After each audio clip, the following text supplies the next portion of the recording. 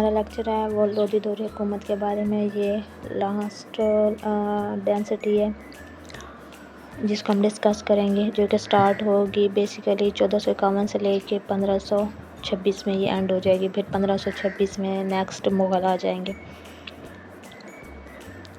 تو لودھی دور حکومت جو ہے وہ اس کا جو فاؤنڈر ہے وہ بہلول لودھی ہے، اور یہ پیور جو ہے یہ اس میں جتنے بھی حکمران ہیں وہ سارے اغوانی ہیں.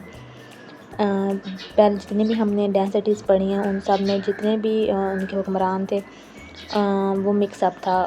کوئی مطلب کوئی برصغیر سے تھا، تو کوئی افغانستان سے تھا، کوئی کسی علاقے سے تھا. تو لیکن لودھی دور حکومت کے جتنے بھی حکمران ہیں وہ سب کیا ہیں، وہ افغانستان سے، مطلب وہ سارے اغوانی ہیں. اور جو بہلول لودھی ہے یہ علاء الدین کا جنرل تھا. علاء الدین کیا کرتا ہے، وہ تیمور لنگڑا کا کٹپتلی ہوتا ہے، تو وہ اپنی جو حکومت ہے وہ بہلول لودھی کو دے کے بھاگ جاتا ہے. لودھی دور حکومت میں سب سے زیادہ جو عرصے تک حکومت کی ہے وہ بہلول لودھی نے کی ہے، اور اس کی جو ٹرنور سٹارٹ ہوتا ہے وہ 1451 سے لے کے 1499 تک، 1489 تک. اور جو دہلی سلطنت ہے اس میں لانگسٹ ٹرنور جو ہے وہ اسی بہلول لودھی کا. اگر پوری اوور آل جو ہم دہلی سلطنت دیکھیں نا تو اس میں لانگسٹ ٹرنور جو ہے وہ بہلول لودھی کا ہے. اس کے بعد ہمارے پاس آتا ہے سکندر خان لودھی. تو جو سکندر خان لودھی ہے اس نے کیا کیا تھا، یہ بہلول لودھی کے بعد یہ حکمران بنتا ہے. اس کا جو ٹرنور سٹارٹ ہوتا ہے وہ 1499 سے لے کے 1489 سے لے کے 1517 تک ہے. اس نے آگرہ شہر، جمنا جو دریا جمنا ہے اس کے کنارے پہ اس نے آگرہ شہر کو بسایا تھا.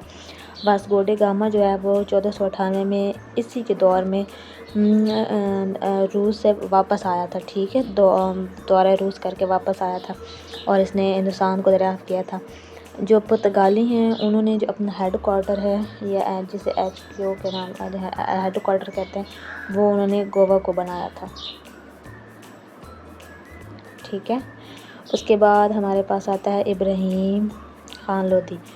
اس کی جو ٹرنور سٹارٹ ہوتا ہے وہ 1517 سے سٹارٹ ہوتا ہے اور اینڈ جو ہوگا وہ 1526 میں ہوگا. لودھی دور حکومت کا یہ آخری بادشاہ ہے، اور اس کے اور دہلی سلطنت کا بھی یہ لاسٹ بادشاہ حکمران ہے.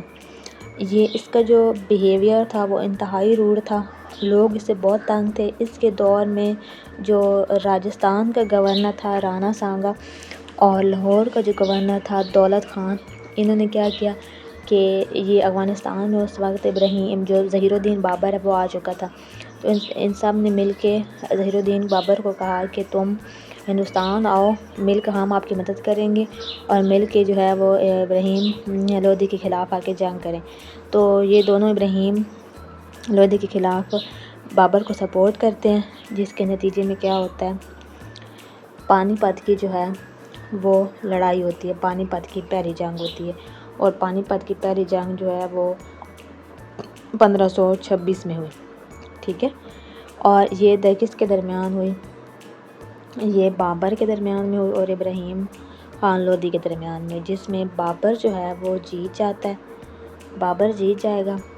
اور لیکن دیکھا جائے بابر کے پاس جو تھا وہ فوج کم تھی، لیکن اس کی جو حکمت عملی تھی وہ بہت اچھی تھی. لیکن ابراہیم کے پاس فوج زیادہ تھی لیکن اس کی جو حکمت عملی تھی وہ بہت بری تھی. بابر جو تھا وہ منجیق کا استعمال کرتا ہے، گن پاؤڈر کا استعمال کرتا ہے، جس کی وجہ سے جو ابراہیم ہے وہ مارا جاتا ہے اور بابر جیت جاتا ہے. اور پھر بادشاہ کا جو لقب ہے وہ سب سے پہلے بابر اپنے لیے استعمال کرتا ہے. اب جتنے بھی مغل آئیں گے حکمران وہ سب اپنے لیے جو لقب استعمال کریں گے یا ٹائٹل استعمال کریں گے وہ بادشاہ کا ہوگا. اور یہاں سے پھر 1526 سے ہندوستان میں پھر مغل آ جاتے ہیں. اس کے بعد اس ٹاپک سے ریلیٹڈ امپورٹنٹ MCQ جو PPSC میں ریپیٹس ہوئے، یہ ایز اے کوئز آپ نے خود سالو کرنے ہیں.